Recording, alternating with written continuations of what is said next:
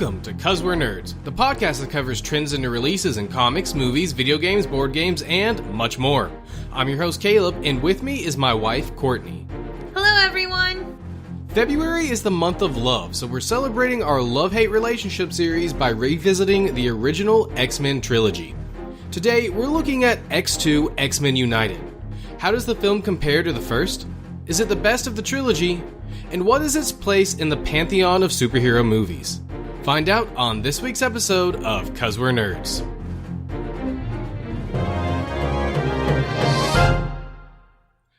Alright, welcome back to the show, Courtney. Thank you for having me.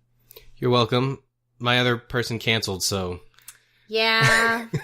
Sorry, guys. Zach was too busy. Jacob had plans, so you're stuck with me. That's alright. I mean, third choice is better than no choice. I'm just kidding. Well, thanks. I'm just kidding. I mean, it's okay for me to put myself down. Okay, so we are here to talk about X-Men 2, X-Men United, widely regarded as the best X-Men movie of the original trilogy. So we're recording this the night before it comes out. Why are you making that face? Because I didn't realize it was considered the best. Of the original trilogy. I heard that. That Yes. helps. So we're recording this the night before this goes up. It's Thursday night, this goes up Friday. So we're going to try to make this easy breezy. Cover girl. That's not how that goes, or is it? I don't know. I don't know either. It's just what came to my head. We don't have commercials anymore. Anyway, easy breezy so that I can actually get this edited. Squeezy. There we go. Get this edited and get it out. So, Courtney, I've seen this many times. How many times have you seen this? Do you even know? I think I've seen it maybe 3 times. I remember definitely 2. Okay. So way less than me. Yeah, because I can't remember if I actually had seen it prior to us dating. If I had, it would have just been like bits and pieces, not the whole movie. And I know that when we started dating, we watched the original because one of the new ones was coming out and it was a big deal. We were like going to get caught up, and I had only seen 3 for a long time. I've seen 3 tons of times. And so this was like, I think watching it recently might have been my second full time through. Okay. Yeah. So like I said, I've seen this. I can't even count the number of times I've seen this movie. This movie might be the superhero movie I've seen the most ever, just because it always seemed to be around. Not because I just would turn it on, but it's just always, and it was always around. And because it came out so long ago now, I mean, this came out in 2003. It's kind of been there. I was 9 when this came out. You're a baby. Right. So, I mean, you were only 12? Yeah, that's about right. Yeah, so I've had a long time to watch this movie. That said, I have not seen this movie in the last 12 years, maybe? No. I said we watched it together. Well, I don't remember watching it. We haven't been together 12 years. Well, it's probably 10 been years. about 7. I would say. We probably actually, watched it for First Class. When did First Class come that out? was 2011. Okay, so then it's been 8 years. Yeah. Okay. That's close to 12. That's 4 years off. Hey, it's closer to 12 than it is 0. Wow. Okay. So, just like the first film, this movie had a lot of different scripts that were written for it.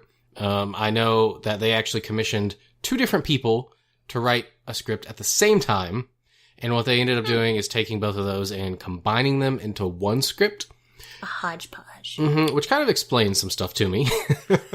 And then, of course, just like the first one, there were also a lot of rewrites.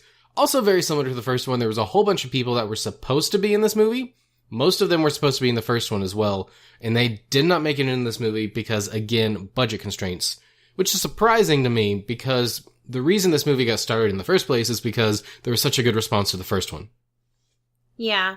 What were some of the, for the writing things, what were the two storylines? Oh, I couldn't find anything that elaborated on specifically what they were. Okay. I was just curious. Yeah, I think I read like a one sentence thing for each. I don't remember exactly what each one was. But some of the characters that were supposed to be in this movie were Beast, Angel, the Danger Room. All three of those things we end up getting in the next movie. The Sentinels, which we get the Sentinels very briefly in the next one as well. And then Sabretooth, Tyler Mane, was supposed to come back for this one. Which is really surprising because I always assumed he was just dead at the end of the last one. No? I'm trying to remember what happened to him. Doesn't he get thrown off the top and land in a boat? Well, cats have 9 lives. Wow. Okay. Cool. Anyway. I don't even know what to say after that. So this movie does end up taking some inspiration from 2 storylines in particular from the comics. Okay. The first one is Return to Weapon X, which I don't know any of these from the comic books because I don't read X-Men. I don't either, but that one sounds like something involving Wolverine.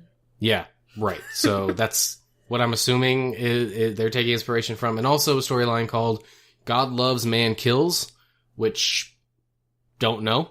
Sounds like hatred for the mutants, but that's always been around, so... Yeah, I don't know. I do want to talk about, for just a second, this movie's place in history. So, The first one came out in 2000. Mm-hmm. And as I said in last week's episode, that was kind of what I consider the start of that phase. Right. Of their phases. Right, of superhero movies. 3. Right. Very good.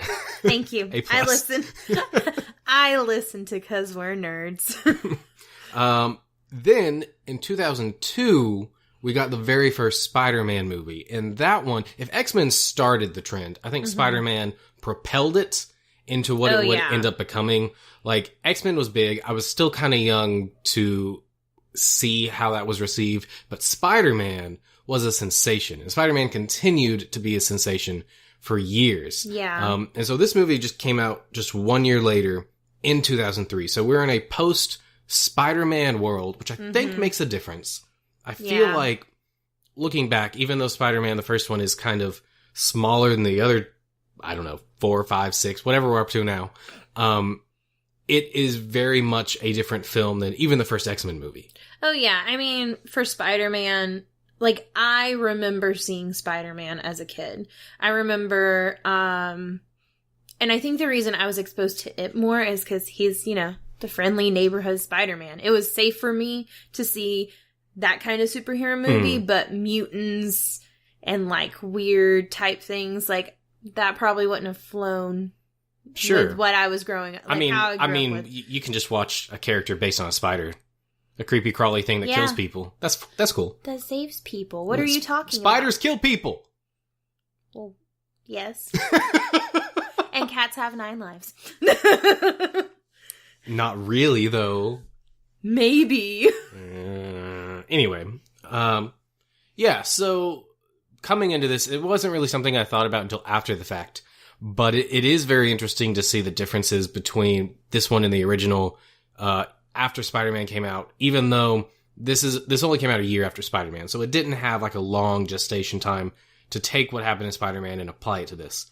And then also, like I said, this is considered, definitely at the time, the best X-Men movie, and potentially the best superhero movie at the time. I know that I read some reviews that were published around then, and some of them said definitely this is the best superhero movie that's ever been done. Which, again, at that point, not very many. 4 Superman movies, 4 Batman movies, Blade, X-Men, and Spider-Man. Yeah. So, like, I guess going back and thinking, I haven't seen the Superman ones, or the Batman ones. Any of the... No. Maybe not Superman. You've seen some of the Batman ones. I've seen bits and pieces. Not whole movies. I guess I know what we're watching pretty soon. Well, they're all dated. Oh yeah, I know. I mean, like, I know I have not seen any of the Superman ones. The first one's pretty good for the time. Batman, I've seen, like, it was on TV and I saw pieces with, like, the Penguin. Okay. I think Tim Burton. Tim Burton did the first two. Okay, so, like, I saw some of that, and then I've seen Clooney, I think, as Batman. Clooney, yep. Yeah, I think those are the ones, but he didn't do Tim Burton's one, did he? That was Michael Keaton. I think I've seen Michael Keaton. Yeah, as it was Batman. Michael Keaton and, wow. I just completely blanked. It's okay, you do that a lot. I have done that a lot recently. Yeah. I'm tired. It's been a long week. Don't use that excuse. I'm just kidding. It's been a long week. Fair enough. Adjusting back from California time is a struggle, people. Yeah. So anyway, those movies are good. So this movie was... Oh, I didn't get to finish saying what I was going to say. Oh, okay. So the reason I say that, I have seen the Blade movies, X-Men, and Spider-Man. I'm surprised that Spider-Man is not considered the best out of that set. Well... But that's my personal opinion, because I guess I've always loved Spider-Man. Yeah, I mean, you have to remember, part of it's personal preference. A lot of it's personal preference. What? Really? Shut up. But also, this was the first, I guess I'll call it modern sequel to a superhero movie. Okay, fair enough. It's probably also the largest group of superheroes put together. Most of those are just single superhero stories. Yeah, definitely. I don't think there had been any, aside from, like, the TV Marvel crossover stuff, there hadn't been anything with multiple heroes up until that point. All right, so you were saying? Well, actually, now I'm looking at Blade 2 to make sure that... Okay, so actually, Blade 2 did come out in 2002 as well, but Blade is not really... It's based on a comic book. It's not really a superhero movie. None of them are. In fact, the first Blade took many, many liberties with the source material. So. But that's Blade, and this is X2. Right. So, let's jump into the movie now. Honestly, I don't have a whole lot to say about this movie through most of it. I know the first one I had a whole lot of tidbits to talk about as we went through it. So, we'll see how this goes. But we do open up with Professor X speech, which... All of these original ones open with a Professor X speech, and they all end with a speech. Mm-hmm. This one ends with a speech from Jean Grey, which... Spoilers, man. I'm just kidding. Okay. I'm just kidding. If you haven't seen this movie at this point, then I can't help you. Why are you listening to this episode? Why are you listening to our podcast at all? Unless maybe you're 12 and you just weren't around when it came out.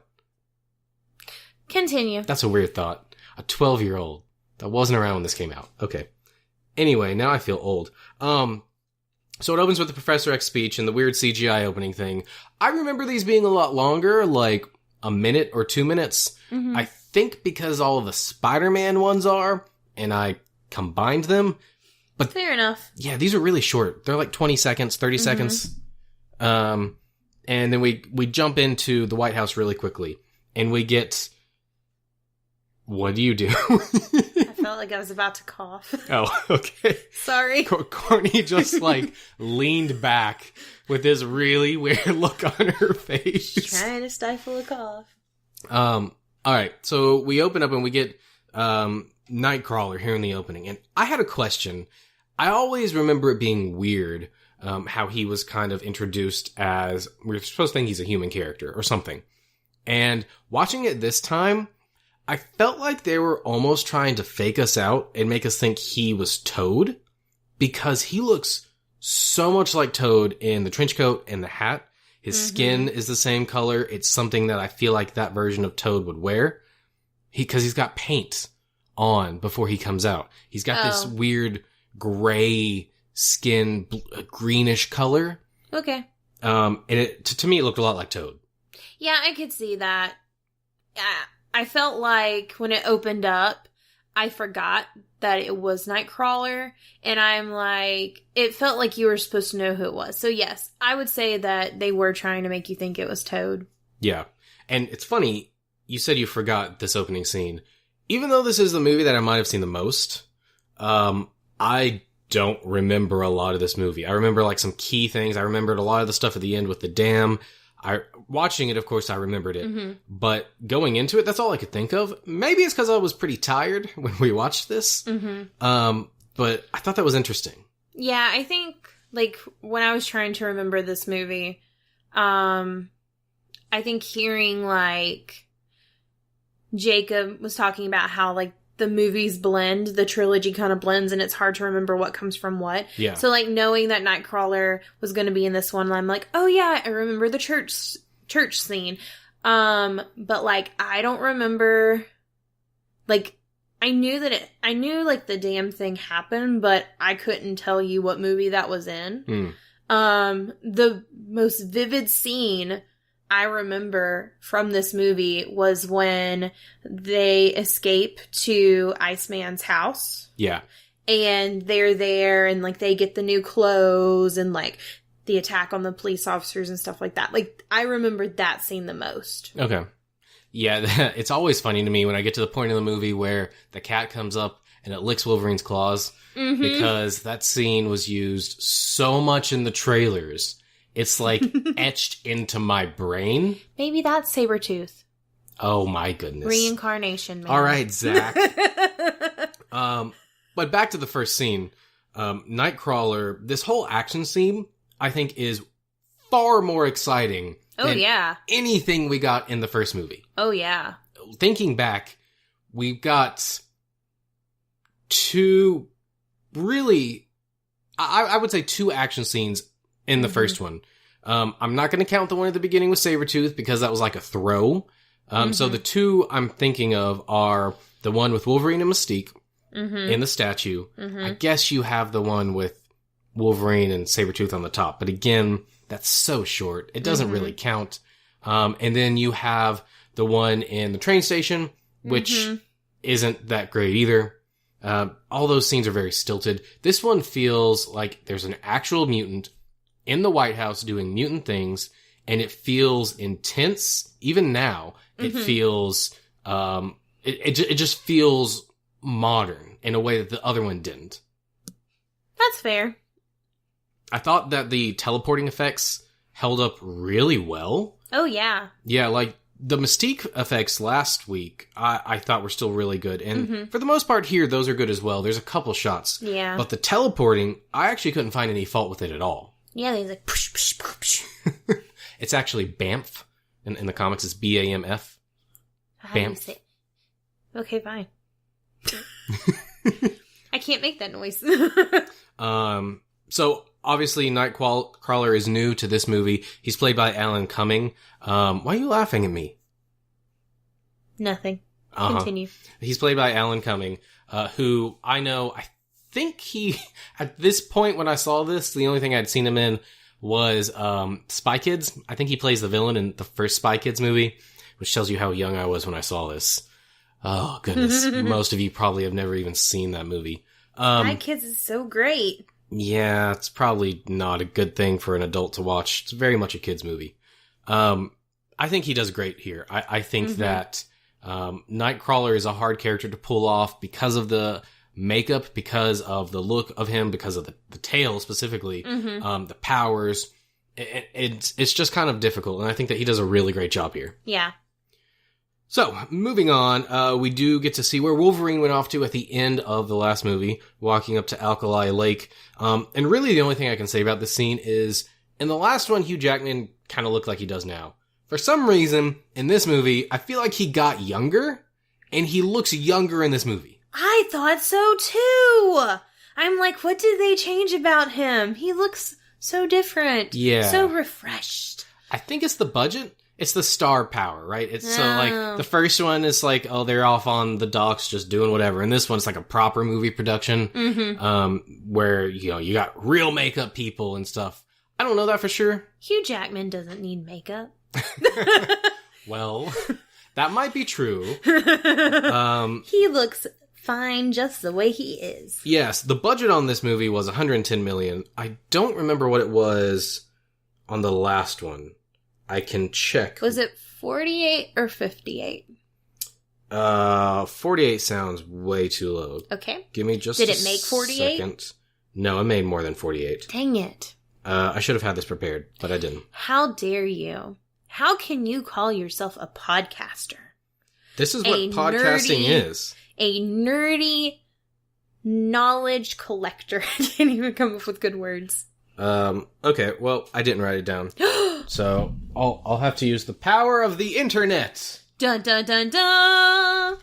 Box Office Mojo. For those of you who can't see, he's currently typing into the computer. X-Men. Well, it wants me to put the hyphen in. Well, of course. Alright. It had a budget of $75 million. Dang it. So this got a boost of $35 million, which would explain why it looks so much better. Oh, so off. Yeah. Oh well, somewhere there's a 48 or a 58. Maybe? I don't know. Maybe that was the Mario movie. There's some numbers in my head. After that, we go to the museum thing, and watching the museum scene, I was like, oh yeah, it's a museum scene. I didn't realize, for some reason, because I haven't watched this in a while, I didn't realize they were on a field trip, which would explain why they're there. But the important thing here is we get our introduction to the new Pyro. Remember last week I mentioned Pyro was supposed to be in the movie. He kind of was. He had that cameo where he made the fireball. Mm-hmm. This one, they've given him a full character, completely recast him. The guy playing him is named Aaron Stanford. And I don't know a ton about X-Men from the comics. I know that he has a pretty outlandish costume with like a tank on the back so he can create the fire. But I think this guy does a good job, at least for this version. Yeah, he's fine. I don't care for the character at all. He's a brat. He's supposed to be. Yeah, I know. He does a really good job at it. Okay. And then the other big takeaway from this scene is that everybody in this movie, almost, gets a new hairdo. How can you gloss over the important thing? You get to see the real power of Professor X. Hello, he freaking froze everything. Yes. That's impressive. It is. It is really cool. But that's at the end of the scene. We don't have to go in order. I'm just saying I was gonna get there. I wasn't actually. Hair is not that important. I didn't have it. Well, it's the reason it's funny is because each movie changes everyone's hair. Yeah, I was thinking about that when we saw the characters. Yeah. I prefer the hair from the first one. For most of them. I think overall, well, actually, I think I might prefer Storm's hair from the first one, even though it was a worse wig. But I like Jean's hair in this one a lot. I don't. What do you think about Professor X's new hairdo? It's my favorite. Yeah, it's like got this shine on it. Yep. That was a bad joke. Anyway, also, we find out kind of around here also, for some reason in these movies, the accents just start disappearing. So, like, the last one, Storm had this pretty bad African accent. It's gone here. Same thing with Rogue. Rogue never spoke very loudly in the first one. She had a southern accent. She had this weird southern accent that she could not do well. Right. And then, it's gone. But it pops up in the second movie. Every once in a while, you would hear it, and I'm like, she just needs to stop. Yeah, and it's because that's how those characters are in the comics. In this movie, I was going to ask you if Rogue was from the South because of the... Well, I don't know. Heavy southern accent. I don't know X-Men. Yeah. Apparently, I need to get more into it. Actually, I've been thinking about going in the comics a bit more, but not now. I don't have time. Later on, we see Colossus, who is supposed to be Russian. Yes. And have a Russian accent. He doesn't use it in the movie. Apparently, he was supposed to, and Bryan Singer, who is the returning director, decided not to. And I kind of wonder if that's because the accents in the first movie didn't turn out well. Fair enough. I was really excited to see him in the movie, though. Yeah, it was so funny. He walked in, and you were like, oh, is that who I thought it was? I'm like, yeah. And then he talked, and you give me this look like, Because he didn't do the accent. Like, that's not him. Because your, I guess, biggest memory of him is from Deadpool. Yep. Yeah. Which, the Deadpool version of the character is the version of the character from the comics. Like, that's one thing Deadpool does very well, is when it goes for it goes for it. Mm-hmm. This version, obviously, nowhere near as big. Right. Doesn't have the Russian accent. The design is fine. I thought it was good. The one in Deadpool's better. Mm-hmm. Like I said, I didn't know until this movie that, because I don't remember him, because I didn't know who he was when I saw this movie, because Deadpool hadn't come out yet. Yeah. I didn't know that he could, like, turn his power off. Like, I thought he was metal all the time. No, they do that in Deadpool because he's actually a completely CGI character. There's a guy that does the voice. Yeah. But there's no one that he's modeled off of. Right. So it's a lot cheaper and easier to do the CGI if they just keep him metal. Fair enough. So I want to talk about Brian Cox for a second. Brian Cox is the guy who plays Stryker in this movie. William Stryker. This is our first version of Stryker in any of the movies, even though we will eventually get many, many versions of this character. Yes. What was your thoughts of this guy? Well, I'm trying really hard not to make my joke. But I'm not going to. I did not care for this version of him. He didn't do anything for me that made me think, like, he's the guy for that. Yeah.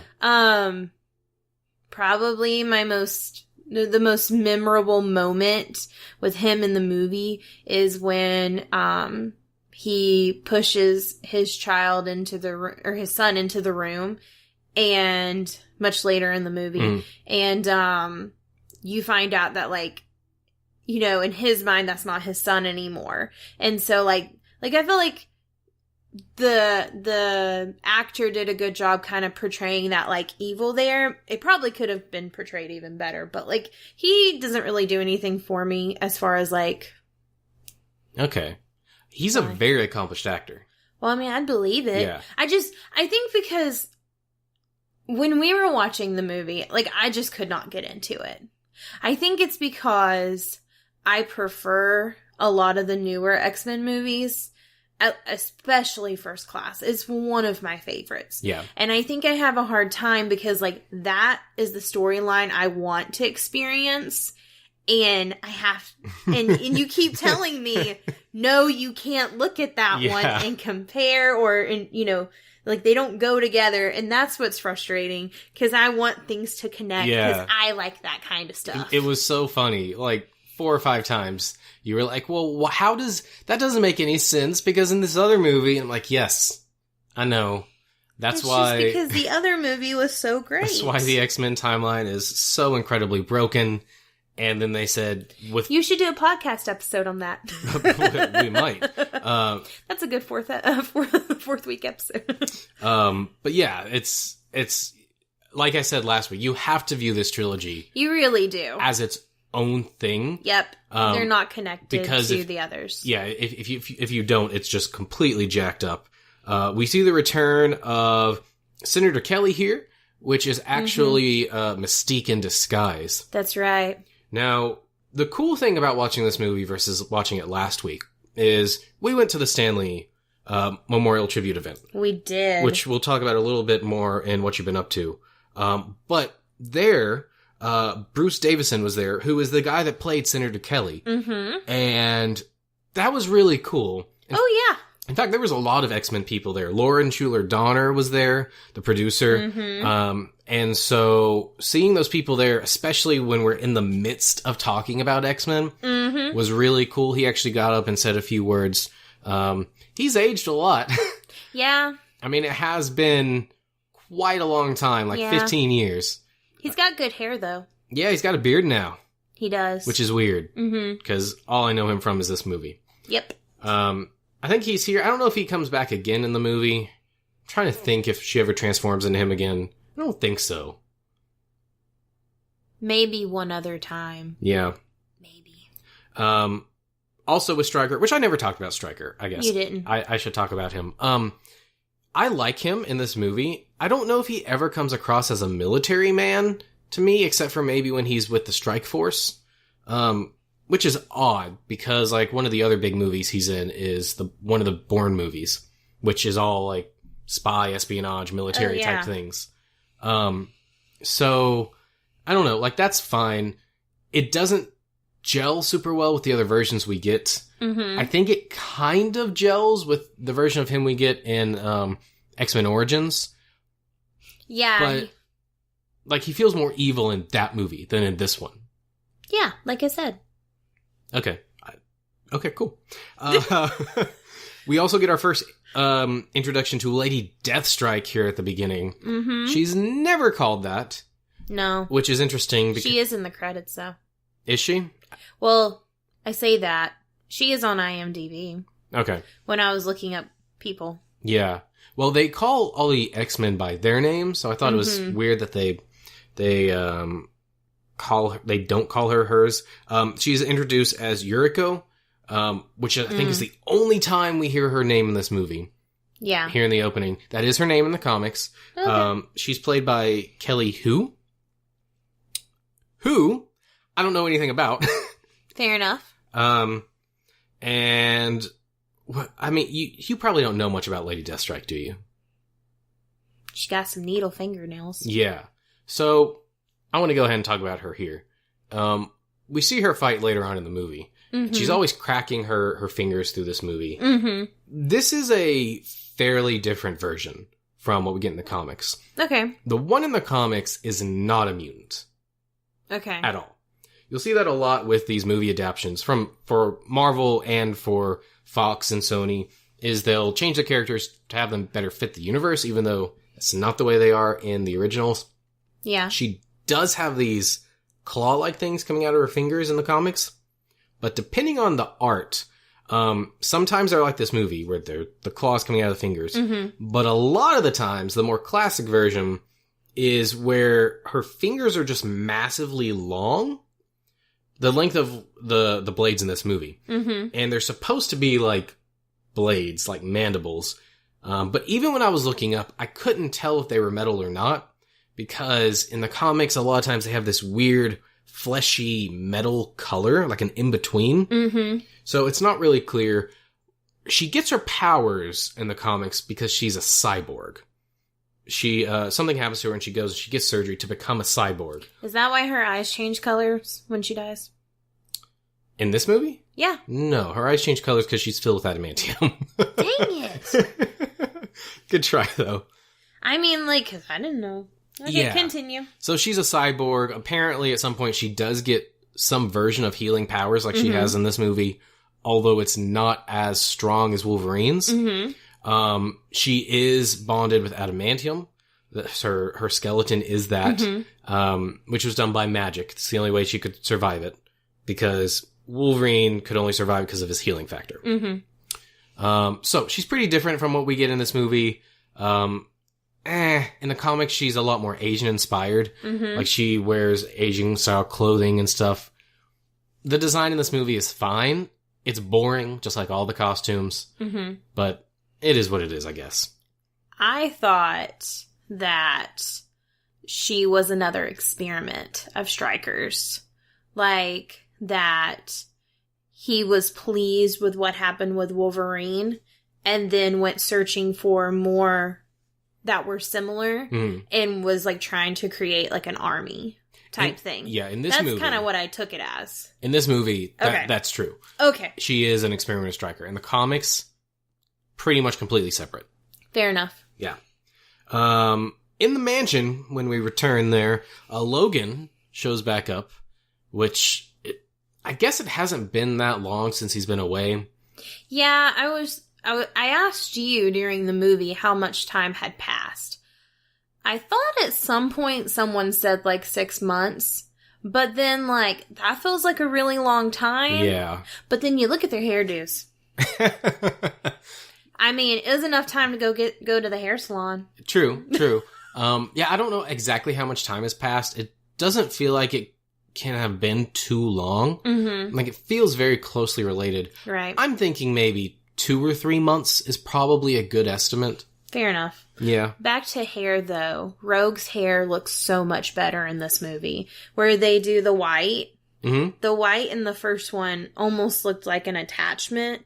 But in the second movie, it looked like more like they bleached her hair to look better. Oh, I didn't even notice. Oh, I noticed. Yeah, I mean, I thought it looked good, but... No, it looks different. You should take 2 photos and compare. Okay. Oh, well, put it on our Instagram page? No, you don't have to do that. Okay. I thought you were... Because if I'm wrong, then, then the whole... Well, to be fair, it was only in the first movie for, 5 minutes. I'm telling you, there's a difference. Yeah. But it looks good. But I'm saying, they wouldn't have spent much time on it. Okay. Okay. I will say, pretty much everybody in this movie is better than they were in the first one, with the exception of Ian McKellen and Patrick Stewart, because they were great in the first one anyway. Oh, yeah. But I could feel a big step up from pretty much everyone, especially Anna Paquin. Yes, she did much better. However, I preferred the first Pyro because he didn't talk much. Just kidding. Not really. Yeah, wow, we're actually running really long, so I might speed this up a little bit. We do see here Cyclops. In all these movies, he's just portrayed as a jerk. I don't know why. He's not supposed to be. He's not a jerk. But here, when Logan returns, he's very standoffish. Well, I mean, Logan is trying to take his girl. Kind of, but... Really? That kiss? Yeah, I'd forgotten about that. Come on. Okay, well... He is 100% trying to take her. Which I feel like Logan just, magically falling in love with Jean. It's like a Disney movie. Yeah, I did notice in this one, there's definitely an attraction in the first one, but in this movie... It's like, bam. Yeah, it did feel very off watching them back to back. I've never noticed that before. I also feel like it's very weird because I feel like Wolverine's character would be someone who would have a hard time growing an attachment to someone. And for it to be so quickly... Yeah. It just seems off. It is, and I think in the comics, when he is attached to someone, he's still more gruff about it. Right. This is, the version of Wolverine we get in these movies is decent, but it's still a bit off. He's supposed to be this short, hairy guy who's very gruff, who's very hard to interact with, and he's kind of like that when we meet him in the first one, except for the short part. Mm-hmm. But he doesn't stay that way. Right. And you could call it a failing, you could call it character growth. I don't know what I would call it. But the love thing does feel very forced and very strange. Mm-hmm. Another thing that I found almost shocking was they give an explanation for Cerebro in this movie. Mm-hmm. I guess I just completely took for granted that I knew what it was. Mm-hmm. They never really explain it in the first one. They tell you kind of what it is, but not how it works or what it does or anything. And in this movie, we get a real, whole scene in there to explain what it is. Yeah, I guess like you, I never really noticed because I knew what it was, so it didn't really... Which later, it makes sense because it really plays into the plot. Right. So I think that's probably why they did it. If it didn't play into the plot, I don't think they would have done it. Fair enough. Mystique ends up breaking into this facility. Yes. And stealing a whole bunch of stuff. Mm-hmm. One thing that's really, I guess it's really interesting. It's kind of interesting. You know how her eyes, change color or flash? Yes. So in the first movie, they did all her eye stuff with, contacts. I got you. That's the word I was looking for. As she touches her glasses. In this movie, they did it all digitally, which apparently was a really big help for Rebecca, the actress. If you're not used to wearing contacts, they can become very uncomfortable, especially colored contacts during that time period. Now, I feel like people are fine wearing contacts and stuff like that if they're familiar with them. But back then, I mean, ouch. Yeah, so, that's good for her. I didn't notice a difference. They look just as good. So that's a good thing. There is an Easter egg here when she's on the screen. There's a bunch of names. I didn't pause it to write down all of them. But the one that stuck out was Remy LeBeau, who is actually Gambit, which we ultimately see in X-Men Origins, for better or for worse. That movie that they keep promising you and you'll never get. Right. The Channing Tatum movie that we'll never get, which is probably a good thing. Also, when she walks out and she transforms into the other guy, I remember watching the commentary a long time ago. I didn't watch it for this one. They actually just used twins. Really? To film it. Yeah. That's funny. So that they didn't have to pay any special effects or anything. Wow. Because, okay. Normally twins aren't like, at that age, you can see differences better. Yeah. But I guess it was so quick that you couldn't really. I still think they pretty much look exactly the same. Oh, I did too. Yeah. That's why I was surprised. All right. Jumping forward a bit. We go to the church to find Nightcrawler. Mm-hmm. And this is where I really start to realize this movie is very much more story focused than the first one was. Mm-hmm. As I kind of talked about, the first half of that movie was taken up just with introductions. Oh, yeah. In this one, they just jump in and you just actually get a really good story. Yeah. So that was cool. They talk about him being at the circus. Yes. Which is straight out of the comics. Not his parenthood, though, but that's fine. Yeah, so in the comics, that's a good point. You want to talk about that? Sure, but I also have another point that I'd like to bring up with him. Okay, go ahead. Well, you can talk about his parents. Okay, so in the comics, his parents are Mystique is his mother, and his father... Hence the blue skin. Hence the blue skin. And his father is Azazel, who we see in First Class. He's a teleporter, if I'm not mistaken. He is a teleporter. Looky and there. He's got the pointy ears, and he's got red skin, and a tail. So you can kind of see where those two come together. That's right. They didn't do it in this film. I don't really know why. I think it would have been more interesting to see her show up and him realize that she was his mother. Yeah. But they don't. The other new thing here is that he's got all these scars or tattoos across his body. Okay. Not from the comics. All right. This is something for this movie. I don't know how long Alan Cumming had to sit in the chair to get all that applied, but that would have been awful. Yeah, I would agree. So what did you want to say? What I thought was interesting, and I feel like you wouldn't really see this today, but with Nightcrawler's character, he really brought in this sense of religion. Oh, yeah. And I was just really amazed at how, like, many connections to Christianity and different things like that, or, well, not necessarily just that, but, like, how much it was brought into this movie by that character. And I was kind of surprised because I was thinking, out of the superhero movies, are there any that really, like, allow that? And, I mean, I could only think of one true character that kind of brings up God and, like, having faith, and that's Captain America, because he has that moral compass. Yeah. But I couldn't think of any others, and I thought it was really interesting how much it was brought up in the movie, because it was brought up several times. And I thought it was cool. Yeah, you're right. That is kind of different. The other one I can think of that's not really in the movie as much, but it's in the TV show is Daredevil.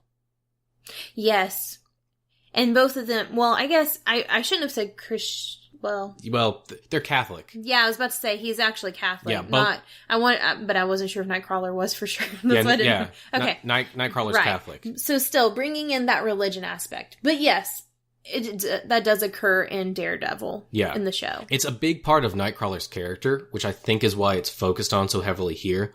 I think it's also used to try to differentiate him. There's an interesting moment between him and Storm later on where she's kind of given up on people, it seems like. Right. Which is kind of an odd choice considering what she does. And he's kind of saying, no, you have to keep that on. And I kind of wish they would have played with that a little bit more, because that was an interesting moment. Well, and I also felt like that conversation between the two of them is, like, would fit perfectly now. Yeah. I feel like a lot of people today have given up and lost hope. Just with, like, things that are going on politically and just, like, in our world. I think a lot of people have given up hope But then you have this character who's like, no, you have to have faith. Faith is what gets you through. And I really liked it. And I thought, I think that it's great that that message then fits so well now. Mm-hmm. And, and I feel like that's kind of what will help continue that movie. Well, I think that the themes of X-Men in general are very timeless. I would agree. It's very much about equality and social justice and ensuring that everyone is equal and everybody has a place in the world. In the 60s, that was for racism and integration and all that. And it means different things as it goes through the years. Right. And even now. And I think that no matter what era you watch it in, that's going to connect with some group of people on some level about something. So that's a really cool thing. There is a point somewhere around in here I want to bring up, and I have a question. There's a moment where Professor X is talking to Magneto in the prison. And they're talking about Logan and his past. Magneto seems to know exactly what happened to Logan. Oh, I think they both do. Well, my question is, okay, do you think that Professor X told him and that's why he knows? Or do you think he's always known? I don't think Professor X told him. I think that they both might have found out at the same time, or like, I don't really know how they found out or whatever. But I 100% think that they both know what happened. Yeah. And I think that they've known for a long time. Well, because, and this might be a retcon, but when he meets him in the first one, he seems very intrigued by him and surprised. Like, he doesn't seem to know who he is. Well, it could be, but he never says, I don't know who you are. I wonder almost at, like, maybe he's met Logan in the past. Yeah, I guess. Am I pulling this from another movie? I feel like that's something. I don't think he's ever met him. It was. Yeah, like another movie. They go up to meet him to get him to join. Yes. That's in First Class. I don't know. I feel like, personally, Professor X, because he is a scholar, he is a man of, like, education. He wants to learn things. I think that anyone who's new shows up, he's going to be fascinated with them. He wants to know everything about them. However, I do feel like he knew who he was or knew his story, but that doesn't mean he can't be fascinated with his powers or what is happening with his body. Yeah, well, Professor X makes sense because he read his mind. But when it comes to Magneto, I'm just like, it feels very disjointed from what we saw in the first one. Magneto's the true creator of him. Dun, dun, dun, dun. Yeah, I don't know. That just caught me off guard. I wanted to ask you about that. All right. Cheater, I asked you during the movie if they knew. I don't remember. That's too much. But we get probably the best, maybe the second best scene of the entire movie, which is the Wolverine rage scene where all the people invade the mansion. This scene, I was thinking about it as we were watching it. This is the first time we see two things, I think. It's the first time we see anyone die in an X-Men movie. Because I don't think we actually saw anyone die in the last one. True. I tried to think through it. It's also the first time we see Wolverine or any X-Men killing someone. Yeah, definitely the second one. I can't remember on the first one. Yeah. But yeah, I would agree. Now it feels like Wolverine kills people. Oh, yeah. All the time. Well, I mean, most of them deserve it. But then, seeing that for the first time, that had to have been shocking because people didn't know. Right. However, I don't know if we could say that that's the best scene. I mean, Iceman does ice up a Dr. Pepper. Well, that's part of the scene. Yeah, no, you went straight to the rage. Well, rage is such a big part of Wolverine's character. Oh, I know. And we really didn't see that in the first one at all. No. And Which is why it's weird to have this, like, love story. Yeah, that's true. But it was really cool. This scene actually, when the movie was first sent to the MPAA to get rated, it was rated R. Really? Because of this scene. There were a lot more, like, blood-curdling cries and stuff and screams. Oh. And they had to remove them. And a couple seconds of footage, I think, to get it back down to the PG-13. Okay. But that's, like, really intense. It's a really great scene. What was the first one rated? PG-13. They're all PG-13. Oh, okay. Yeah. We see Kitty Pryde again, or what we assume is Kitty Pryde, in this scene where she's running through walls. She, on IMDb, I think, is listed as Kitty Pryde. Yeah. We get a cameo from a character named Siren, who's the girl that wakes up and screams. Right. Which is basically their siren. This is where we see Colossus come in for the first time. Good old Colossus. Yeah, and this is one of 3 main scenes I remember, which is the beginning with Nightcrawler, this scene, and the stuff at the end with the dam. I guess you could add the stuff with Iceman and his family as well. But for some reason, I just don't remember that quite as much. Yeah, I don't know why that scene when he's with his family stuck with me for so long. Yeah. I don't know what it was that made me Well, that's think about something it. I used to remember a lot about, but not now. So I don't know why. But I mean, I've only seen it a couple times. Yeah. I honestly, I think I've seen 1 and 2 twice, the more I think about it. Okay. I mentioned earlier that Beast was supposed to be in this movie and he was cut. He does actually have a cameo as his human form, Hank McCoy, when Mystique is in the bar and they're watching the person on the TV. He's actually the man talking who's got the glasses on and everything. I'll take your word for it. You looked very confused. I don't remember that. I mean, I remember the bar scene. I don't remember paying attention to what was on TV. Yeah, the only reason I know is because I knew he was there. So, I paid attention. But if you didn't, then you wouldn't have known. When I first saw it, the first few times, I didn't know either. Gotcha. So, it's not the same actor that ends up playing him the next one, so... I was about to ask, did you have to see 3 to realize, and then go back to 2 to realize, but you just answered that. It's not the same guy. So it's really just a throwaway cameo. Okay. From this point on, there's a whole bunch of random scenes. Again, a lot of them don't mean very much. I had a question when Professor X is being held captive. They put on this thing on his head and they call it a neural inhibitor. I thought that might be from the comics. I couldn't find anything about it in the comics.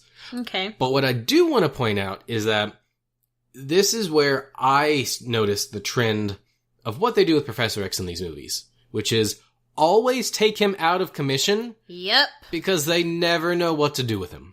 Yep. In the first one, he had the bad cerebro juice, and so he was passed out for half the movie.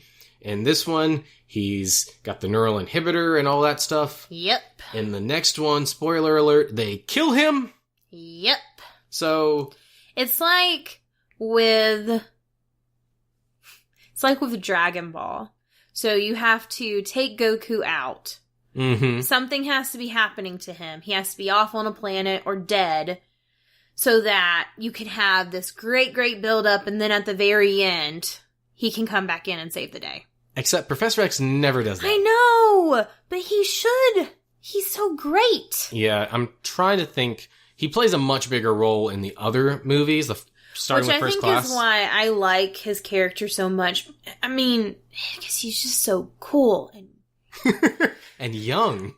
Yeah, and that one he is. But I like him... I don't want to say old, because that almost sounds mean, but... You like the kind Patrick Stewart version? I like Professor X. He's awesome. Yeah, he is pretty cool. It's also around here that, again, I noticed something, which is that this movie is much darker than the first one. Oh, yeah. Not only because Wolverine's going around killing people, talking about Stryker's wife's suicide and how she did it, taking a drill to her temple. Yes.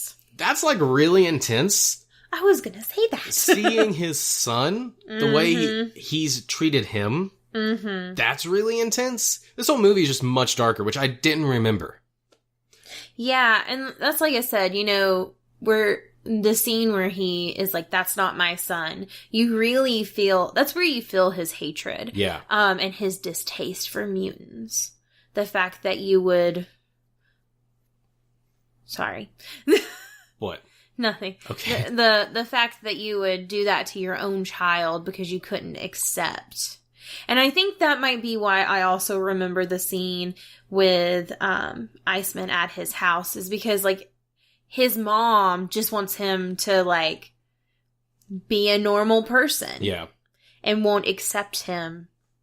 So many connections to today. Yeah. All right, continue. So let's talk about Stryker's son for a second. Okay.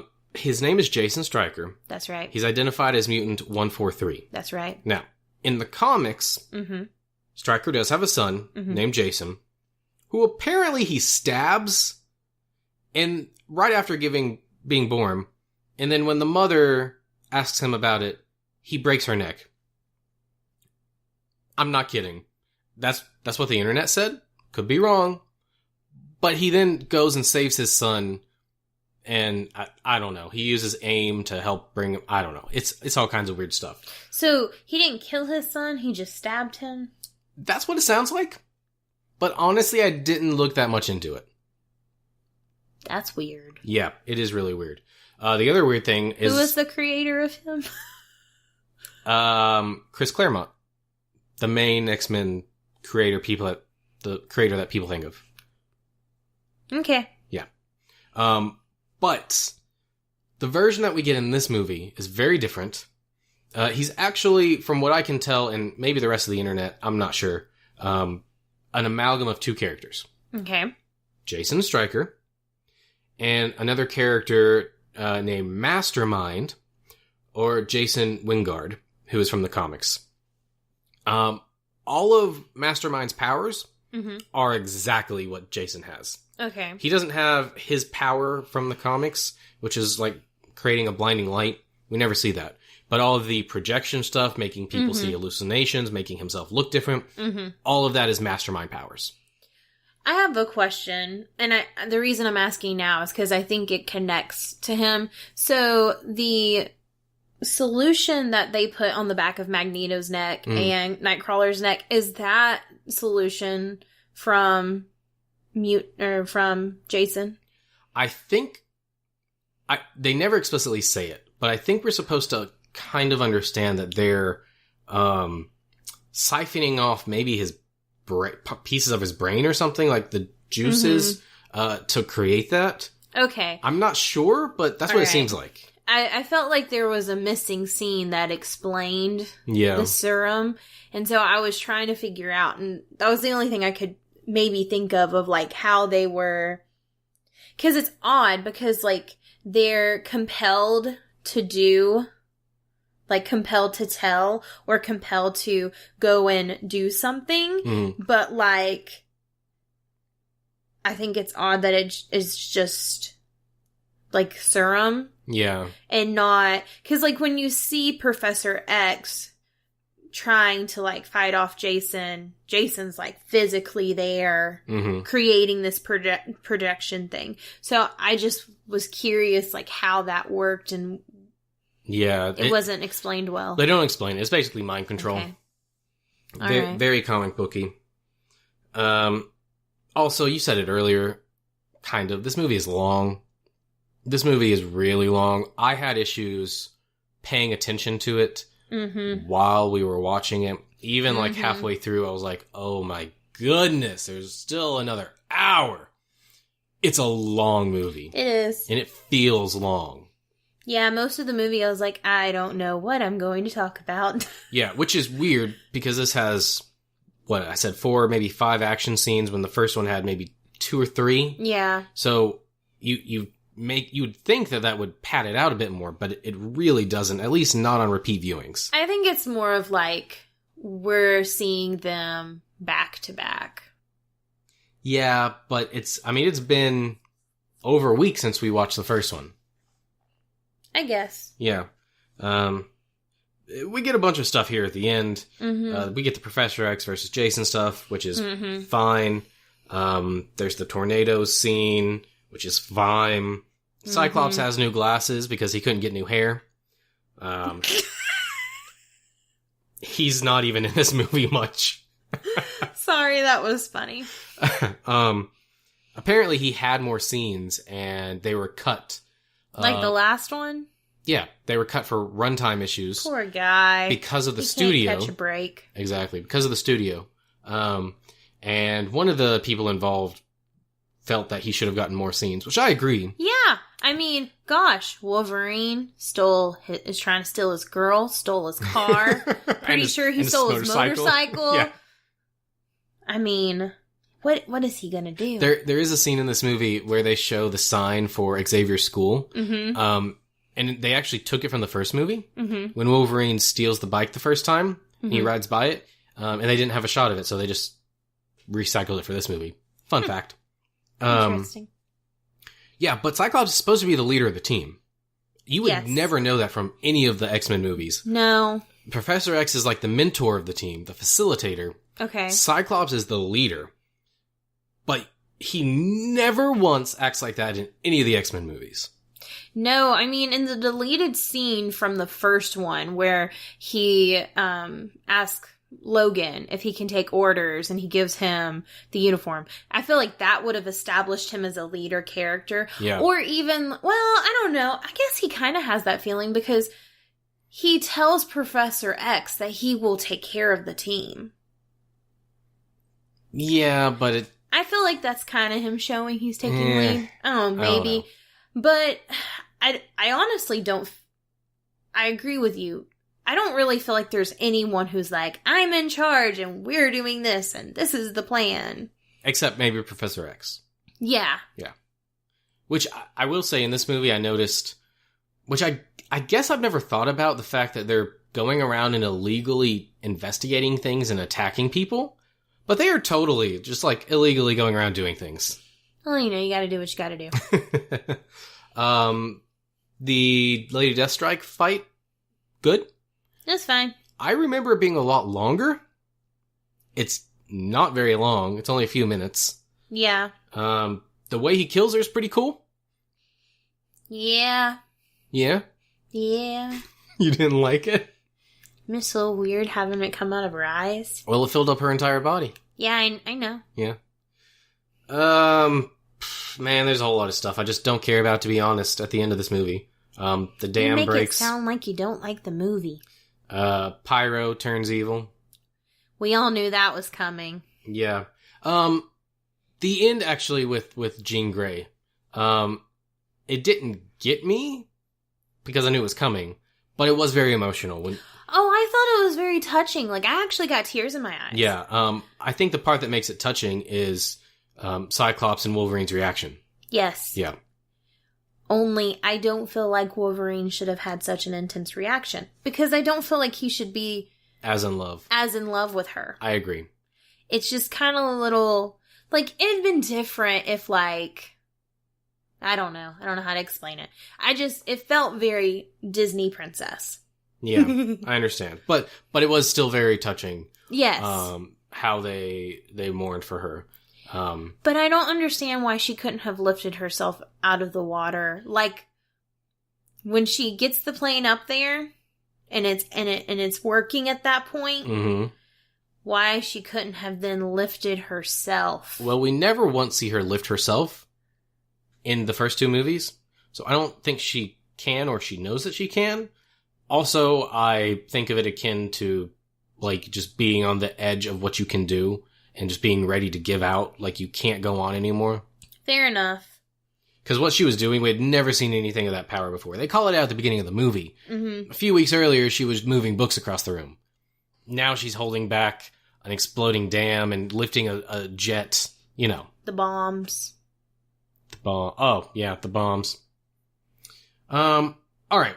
Then we get to the president's office at the end of this movie, which is one of those scenes I don't associate with a movie. Okay. I just associate with this original trilogy. Okay. Like I mentioned last week, I thought it was at the end of that movie. It's at the end of this one. Watching it now, it's very ballsy. Yeah, it is. That this is what they do. That's why Professor X is cool. It feels a little terroristy, almost, to me. Like... No, maybe. Like, it just... It's just, I don't even know. Yeah, like, it's cool, but I think with how the world has changed, it it doesn't have the same beat as it used to. Fair enough. Yeah. And then, of course, we get the great ending scene, the cliffhanger of the phoenix starting to rise out of the water, which is what the next movie is kind of all about. Kind of.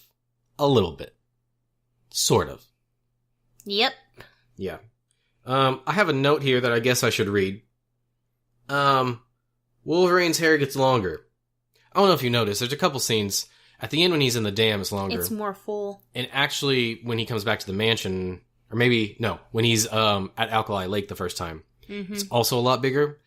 That's because he was filming Van Helsing at the time, and he had hair extensions in. Oh. Yep. Very interesting. Not that it matters, but... alright, that brings us to the end of this movie. Thank goodness, that took longer to get through than I thought. This movie is 2 hours and 13 minutes, which doesn't sound all that long. It felt super long, like we said. And have no fear, this episode won't be that long. Oh, thank goodness. Not like our Avengers episode. It had that budget of $110 million. Its worldwide grossing was $407 million. Wow. This was incredibly successful. Yeah, it was. It did really well. Probably, that alone can tell you people really liked it. And, you know, it has its legacy. So, Courtney. Yes. What did you think of this movie? Well, I'm going to mix my two viewings of it. Because if I look at strictly what I watched this week and how I felt this week, I didn't really care for it. But that's because I didn't really want to watch it. But when I first saw it, I enjoyed it. And that's saying something because I had seen lots of superhero movies at that point. Because if it had only been 8 years ago, we would have had some good superhero movies out. I do think it's a good movie. It does have its quirks, but I think it holds up in unique ways. So I would say a good movie you should check out. Okay. I'm going to echo a similar sentiment. Okay. It's really interesting to me because last week I said that I pretty much remembered the whole movie. I didn't think I did, but I did. And I really enjoyed it. This one, I thought I remembered more, and I didn't. And I did not enjoy this one as much as I thought I would. Okay. I thought I would watch this and it would be like, yeah, this is the one. And honestly, it just wasn't. I did not have a fun time watching this movie, actually. And I don't know if it's because, kind of like you, I didn't really want to watch it. I was really tired. I didn't really want to spend the time sitting down and watching it. But I was trying to. I was invested for the first 45 minutes. Yeah. Until I realized how slow and how long it was taking. Right. And I think part of that is because of those two different scripts that they combined and all the rewrites. Because you have the Stryker stuff, you have the Wolverine origin stuff, which kind of combines those two. You've got a few different stories kind of playing at the same time. You've got the Magneto stuff going on. There's just a lot. There's a lot of characters. It is more story driven, but I think maybe they overdid it with the action on some level. Too much of it. I can't point to one single thing because this is a good movie and I enjoyed it a lot in the past, but this time I couldn't. I don't know why. And so for this viewing, I'd say the first one was better. The first one was more watchable. I enjoyed it more. That said, this movie's still worth a watch, especially if you've never seen it. Oh, yeah. You know, check it out. If you're trying to get ready for the last X-Men movie that's ever going to come out, Dark Phoenix. The last X-Men movie from Fox. I was about to say, there will be more. Yeah, the last one from Fox. Go back, check it out. I'm sure you'll like it. So, yeah, I just... It's not how I expected this to go, but I just don't know what to say, you know? Fair enough. Like I said, when we finished the movie, I was sitting there thinking, what am I going to talk about? Because I know I'm going to have to be on the episode. Yep. And I was really struggling. And the one thing that came to me was Nightcrawler's faith. And I thought that was the most unique thing out of the movie that kind of like stuck with me the most. And so that's why I wanted to bring it up. Does Dark Phoenix have a release day yet? I know it's changed. It has changed a lot. It's this year. It's in the summer. Okay. It's either April or June. April is not summer. It's summer this year because there's stuff coming out. 71 degrees today. Oh, no, I mean, I thought you meant because of the way it feels. No, weather? Oh, no, it was like 75 degrees today. Yeah, it really in was. February 7th. Mm-hmm. 75 degrees in Georgia. Yep. Too hot for February. But April is not summer, honey. Anyway, it's the start of the summer movies, actually. It is. And I guess I mentioned how this fits in the pantheon of superhero movies, so I guess we should talk about that. This is, with all the Marvel movies we have now, this is middle of the road. Probably for me about where Ant-Man is, which if you go back and check out my rankings from the Road to Infinity War, was about middle of the road for all those. Mm-hmm. So, what about you? Oh. See, I don't feel like I can't compare X-Men to the MCU because I feel like they're completely different. Yeah. So for me, this X-Men movie is, well, it's a little, like, maybe middle to end of the list of X-Men movies. Like I said, I don't feel like I can compare it to MCU movies. Just like I have a hard time comparing Logan to any of the stuff of X-Men movies. Okay. Because I feel like it's in a completely different level. That's fair. So. Okay. Well, Courtney. Yes. You know what it's time for? Yes. It's time for What You Been Up To. Right. Well, lots of stuff. Sorry, I had to think about it. That was really awkward. I was sitting here thinking, I didn't say that was that and this is this. Oh no, I've messed up. I didn't care about that. It was more of like, what have I been up to that's not lesson planning. So obviously watching this movie, our trip to California. That's right. You want to talk about that? Sure. A little bit? Sure. So, we went to California for the Stanley Memorial Tribute event. That's right, we did. We went to L.A. Mm-hmm. Tell us about it, Courtney. Well, thanks for putting me on the spot. Oh, I can talk about it? I just thought kidding. You wanted to. I don't care. You can start. It was at the Chinese Theater on January 30th. Yeah, I was going to say Hollywood Boulevard, but that's... Oh, I thought you wanted the day. Yeah. It is it's okay. Hollywood Boulevard. For some Hollywood reason, I keep saying Sunset Boulevard, which is wrong. Yes. Yeah, so it was at the Chinese Theater there. Mm-hmm. It was really awesome. It was a great time. There were some problems. But we have a whole episode that you can listen to about it. Yeah, so we recorded a very special episode. Yes. Courtney and I went along with Chris from the CNT Power Hour, and when we got back, before we even made it home... That's right. We all sat down together with Andy from the CNT Power Hour, and basically did a special little episode all about the event. We talked about everything. Yes. Who was there... What happened? What we did. The pros and cons. Was it worth it? Yep. Spoiler alert, it was definitely worth it. Through it all. It was a really great thing. It was my first trip out to California. And I really enjoyed it. LA is pretty cool. Not my favorite of the two cities we visited, but that's okay. But,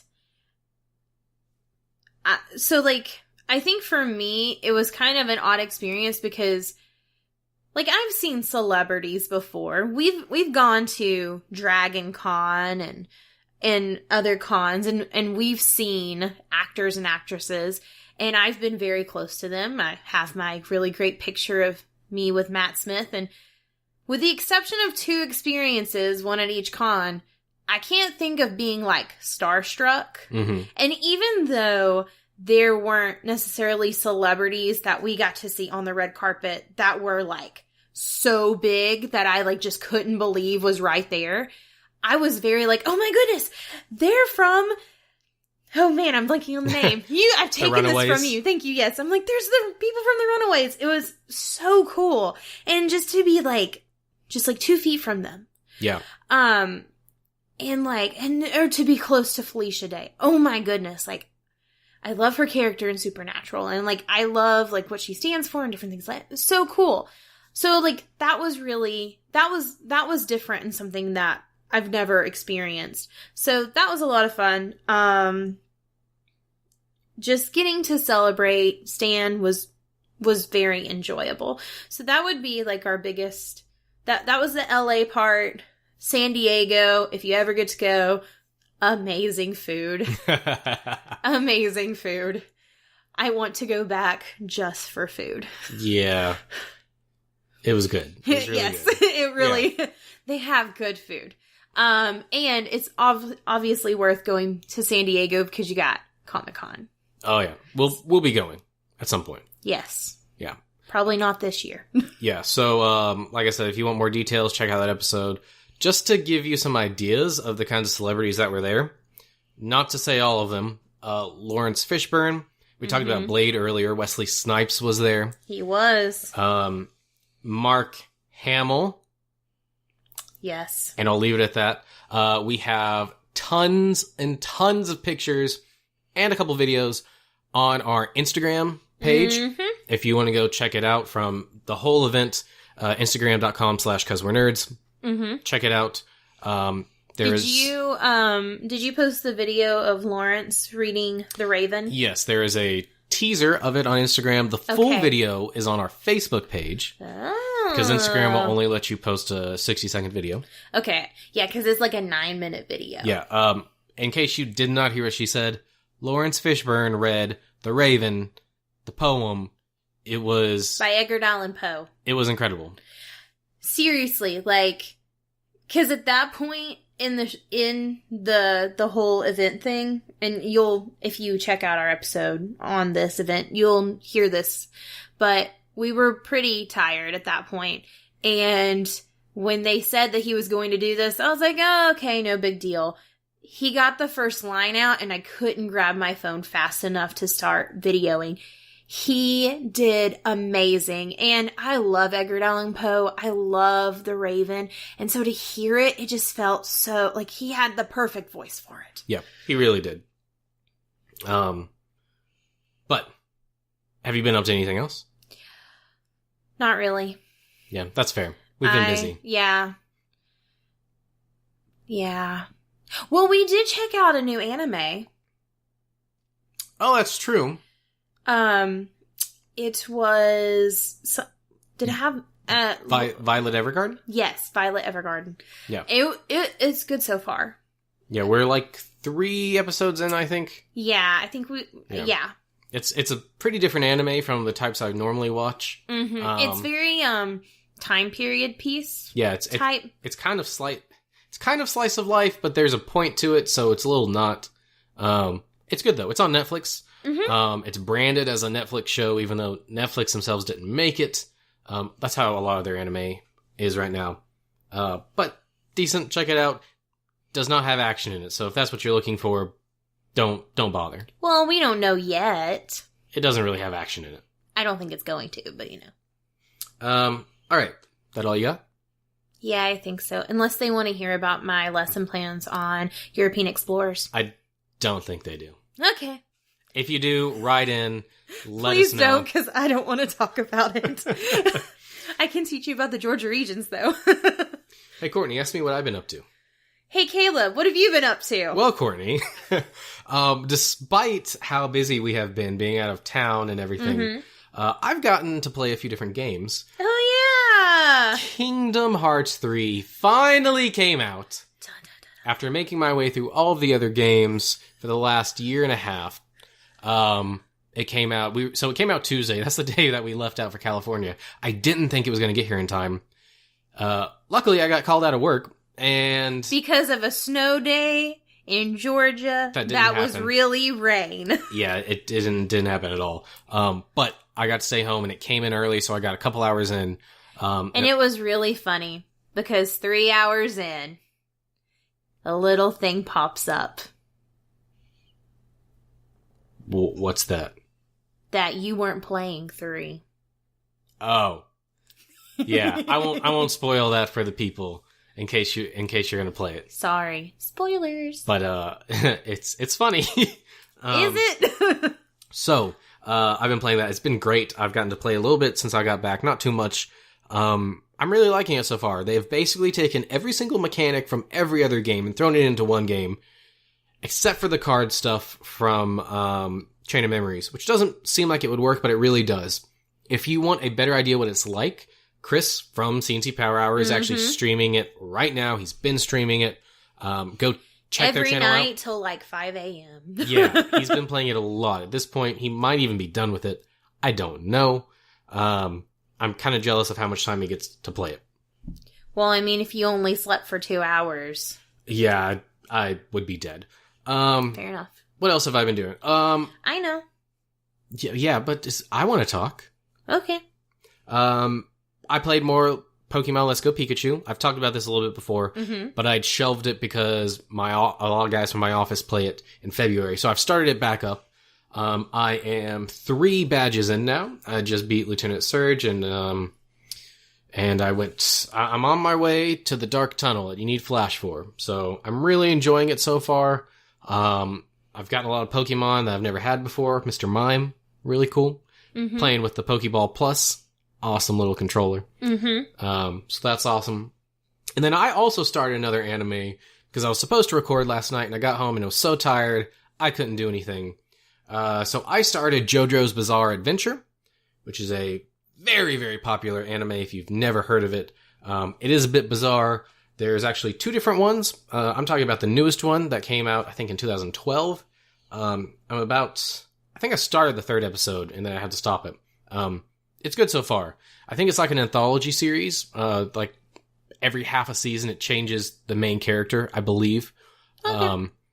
So that's pretty cool. He's one of the characters, or 2 of the characters in there are going to be in the Jump Force game that's coming out soon, which I will be getting. So that's one of the reasons I decided to check it out. But it's good. It's on Netflix. No, it's on Hulu.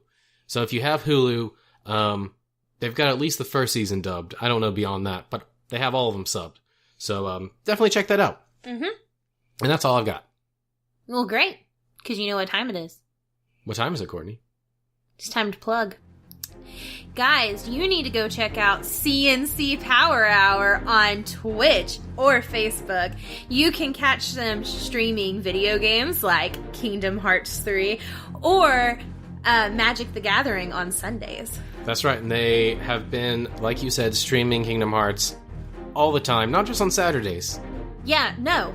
Like every night. Yeah. Seriously. You could go on tonight, probably in the next hour or so, and they're going to be streaming it.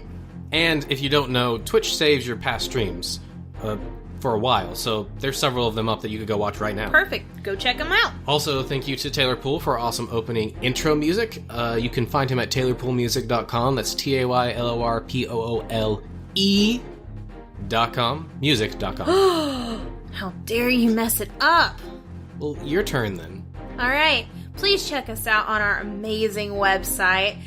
That's cuzwerenerds.com. That's CUZWERENERDS.com. Thanks for listening to 'Cause We're Nerds. Stay up to date with all the nerdy news and podcast drops by following us on Facebook, Twitter, and Instagram. You can also leave us comments and feedback at cuzwerenerds@gmail.com. That's CUZWERENERDS@gmail.com. And as always, if you enjoy this podcast, we would love it if you could leave us a 5-star review on iTunes. Next week, the trilogy concludes in X-Men The Last Stand. How does Bryan Singer's departure affect the series? Is it a satisfying conclusion? And why do fans hate it so much? Find out next week on 'Cause We're Nerds. And as always, stay nerdy!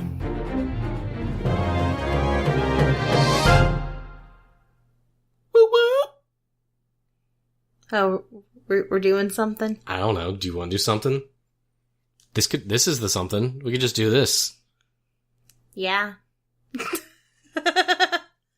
Well, that's how much energy we have this week, guys. Till next time. Toodaloo.